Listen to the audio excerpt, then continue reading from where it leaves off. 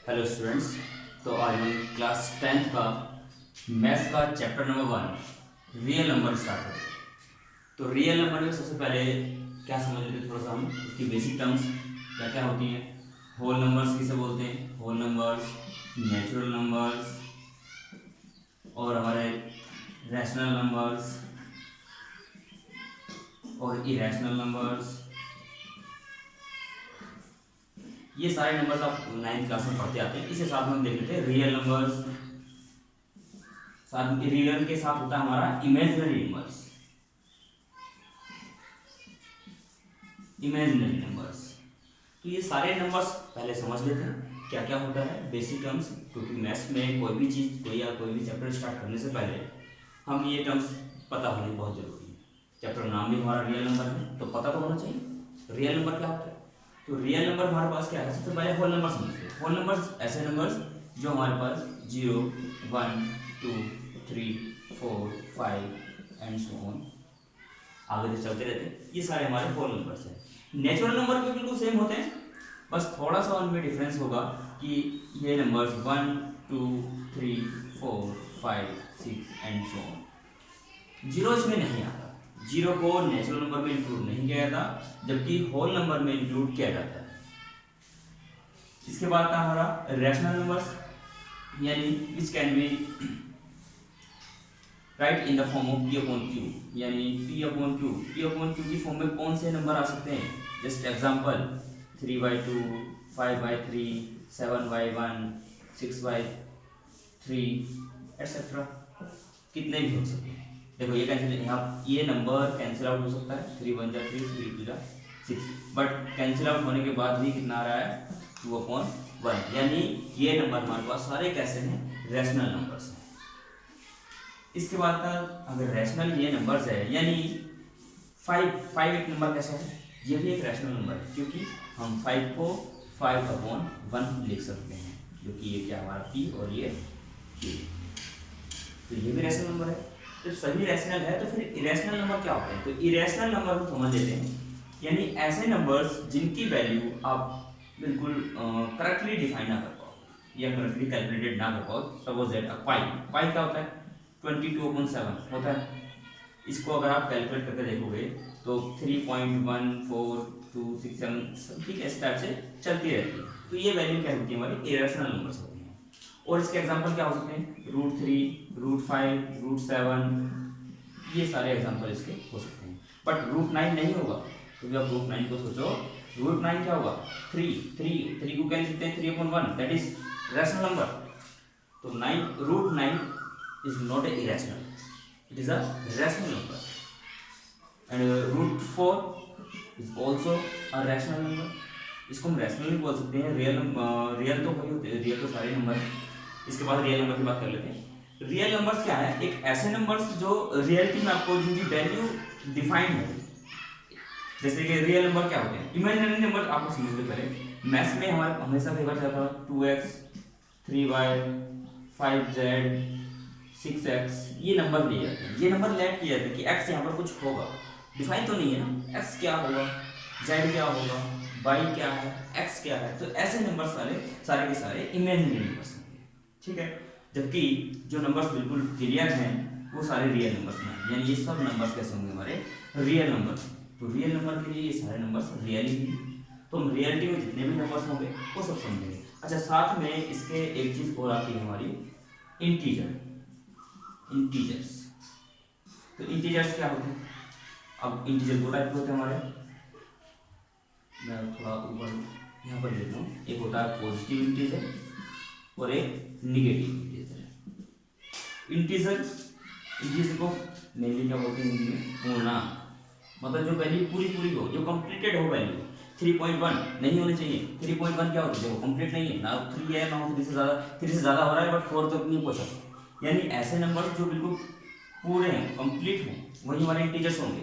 अगर पॉजिटिव में है, जैसे 1 2 3 4 5 6 7, ये सारे हमारे पॉजिटिव इंटीजर्स होंगे। और -1 -2 -3 -4 -6 5 -6, ये सारे हमारे निगेटिव इंटीजर। ये सारे ये कुछ बेसिक टर्म्स थी जो आपने समझ ली। इसके बाद में स्टार्ट करते हैं अपना रियल। तो रियल नंबर में सबसे पहले हम समझते हैं यूक्लिड डिवीजन एल्गोरिथम। ये हमारे एक मैथमेटिशियन थे जिन्होंने इस चैप्टर में बहुत ज़्यादा उनका योगदान रहा। तो पहले समझ लेते हैं उन्होंने क्या बताया।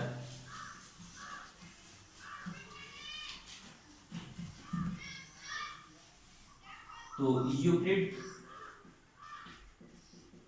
डिवीजन एल्गोरिथम, तो इन्होंने क्या बताया था, इन्होंने किसी दो नंबर्स के डिवीजन के बारे में ज़्यादा बताया था। डिवीजन के बारे में कैसे, सपोज दैट अब कोई नंबर लेते हैं एग्जांपल के साथ 14 डिवाइडेड बाय 5, ये दो टू नंबर्स इनको डिवाइड करके कैसे देखेंगे, 14 डिवाइडेड बाय 5, तो 5 टू द 10, यानी रिमाइंडर बच जाएगा आपके पास 4 रिमाइंडर। तो इस नंबर को हम किस फॉर्म में लिख सकते हैं, एक बार जरा ध्यान से देखो। 14 is equal to 5 into 2 plus 4 लिख सकते हैं। यानी अगर ये नंबर हमारे पास a अपॉन बी की फॉर्म में होता तो हम इस नंबर को क्या लिखते हैं, a is equal to B into, जितनी बार भी ये आपका फंक्शन चलता है इसका, ये आपका डिवाइजर, और ये हो जाएगा हमारा डिविडेंड, और एक रिमाइंडर लिख देता हूँ उसको। यानी इस नंबर को हम किस फॉर्म में लिख देते हैं, इसका मैं क्यों ले लेते हैं, डिफरेंट मतलब देखो, टू का मतलब क्या होता है, जितनी बार भी वो नंबर उसको डिवाइड कर पा रहा है, 2 बार या 2 जा 3 जा 5 जा, जैसे यहाँ पर 5 2 जा 10, 4 आपका रिमाइंडर बचा, यहाँ पर क्यू क्या होगा, क्यूसेंट इसका प्लस रिमाइंडर आर मिल गया। तो ये जो फॉर्म लिखी हुई है, थोड़ा सा नीचे इरेज कर देता हूँ,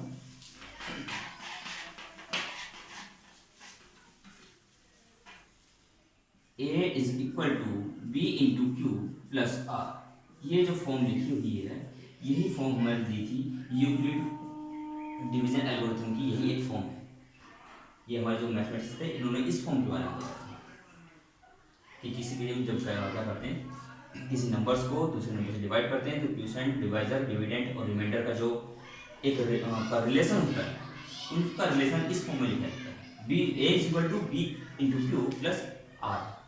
ये हमारे यूक्लिड डिवीजन एल्गोरिथम था। इसी की हेल्प से हम क्या निकालेंगे इस चैप्टर में, पहला क्वेश्चन हमारे पास एचसीएफ निकालने का होगा। तो एक्सरसाइज 1.1 क्वेश्चन नंबर 1 देख लेते हैं इसमें, यूक्लिड डिवीजन एल्गोरिथम से। इसको मैं हटा देता हूँ।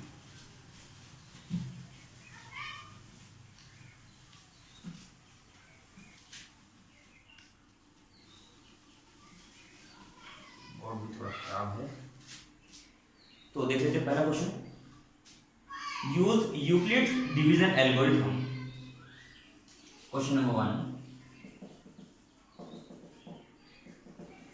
एक्सरसाइज हमारे पास कौन सी है, 1.1। Question number 1, use Euclid division algorithm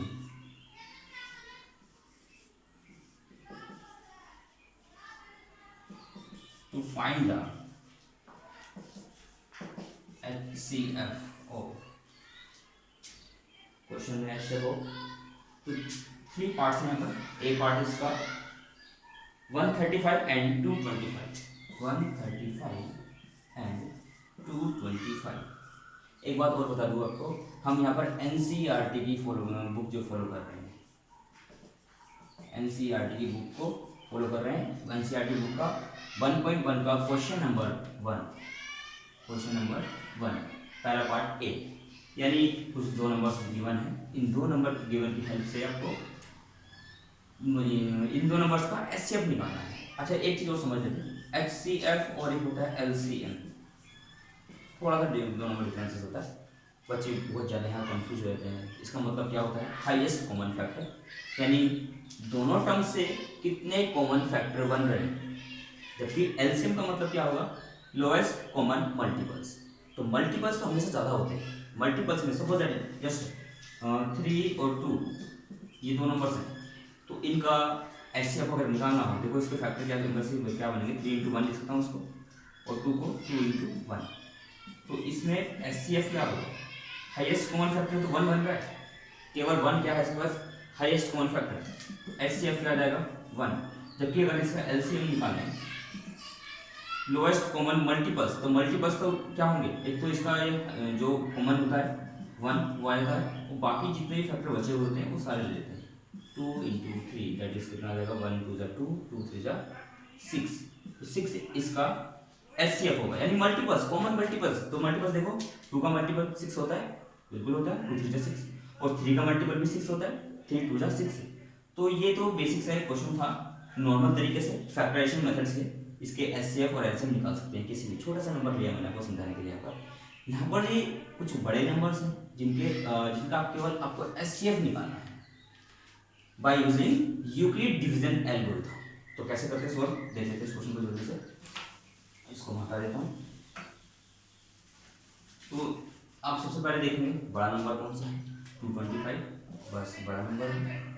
तो 225 को डिवाइड करेंगे 135 से, तो कितनी बार हो जाएगा, 135 1 जा 135, 135 डबल 2 जा करेंगे तो आई थिंक 35 70 270 है, वो ज़्यादा हो जाएगा, तो हम केवल 1 जाते हैं 135। तो 550 ये आप माइनस कर सकते हैं, इसको कितना आ जाएगा 12 यानी 9 हो जाएगा 90। सही है। अब ये क्या हुआ आपके पास, रिमाइंडर, ये आपका क्वोशिएंट हो जाएगा, और ये आपका डिवाइजर। तो अब अकॉर्डिंग टू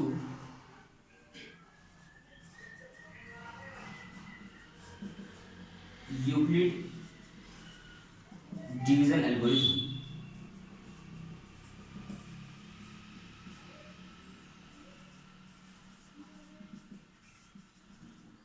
क्या होता है, A = P × Q + R। अगर मेरी स्पीड आपको ज़्यादा लग रही हो तो YouTube में एक ऑप्शन होता है, तो उस ऑप्शन पर जाके आप इसको स्पीड थोड़ी कम कर सकते हैं। स्पीड कम करने का कुछ ऑप्शन होता है करके, तो देख लेना। तो इस फॉर्म में लिख सकते हैं, यानी फिर ये जो आपने डिवाइड करके देखा है इसको हम किस फॉर्म में लिख पाएंगे, क्या लिख सकते हैं, 225 = 135 × 1 प्लस रिमाइंडर कितना हो जाएगा आपका 90। इसके बाद का तरीका क्या होता है, आपको हर बार ये नंबर जो जिस समय डिवाइड किया यानी डिवाइजर जो होगा उसको हमेशा आगे ले लेना है, और जो रिमाइंडर बचा होगा उसको फिर से आगे लेंगे। यानी नेक्स्ट स्टेप, फर्स्ट लाइन ये होगी, इसके बाद आएगा 135 = 90 से, इस बार हम इसको जो डिवाइजर होगा उसको उसके रिमाइंडर से डिवाइड करेंगे। तो ये तो हमारा रफ वर्क है, इस रफ वर्क को मैं हटा देता हूँ। बोर्ड हमारे पास अभी छोटा सा है तो इसलिए करना होगा इस पर 135 डिवाइडेड बाय 90। तो 90 को डिवाइड करके कितना आएगा, 90 का डबल कितना होता है 1 × 2, बहुत ज़्यादा हो जाएगा तो बन जाएगा 90 बन जा 90। तो कितना बच जाएगा आपका 45 बचेगा, ठीक है। तो फिर से 90 बन जा प्लस रिमाइंडर कितना आपका 45। इसके बाद का तरीका वही है कि जो हमारे पास डिवाइजर है फिर इसको आगे लिखेंगे = जो पीछे आपका रिमाइंडर। इस बार फिर से डिवाइजर को रिमाइंडर से डिवाइड करना है, यानी मैं इसको यहाँ से हटा के इस बार क्या लेंगे, इस बार 90 हमारे पास क्या था, डिवाइजर को डिवाइड करेंगे रिमाइंडर से, यानी 45 से, 45 2 जा 90, तो कैंसिल आउट हो जाएगा बिल्कुल। तो 45 2 जा 90 प्लस रिमाइंडर कितना आया 0, कुछ नहीं दैट इज 0, यानी एक ऐसा नंबर जिससे वो आपका टोटली डिवीजन आपका आगे चलना बंद हो जाए। जो डिवीजन हमारा चल रहा था 45 एक ऐसा नंबर है जिसने हमारा डिवीजन को स्टॉप कर दिया। जो आगे डिवीजन बार बार करके देख रहे थे, 3 स्टेप हमने करके देखे, तो 45 ने उसको टोटली रोक दिया है, यानी 45 इज द आंसर। तो लिखेंगे HCF of 135 and 225 = कितना आ जाएगा आपका 45। तो इस टाइप का क्वेश्चन को करेंगे। इसके बाकी पार्ट ये वीडियो बहुत छोटा बना रहा हूँ, आगे वीडियो फिर बढ़ेगा। Okay, thank you.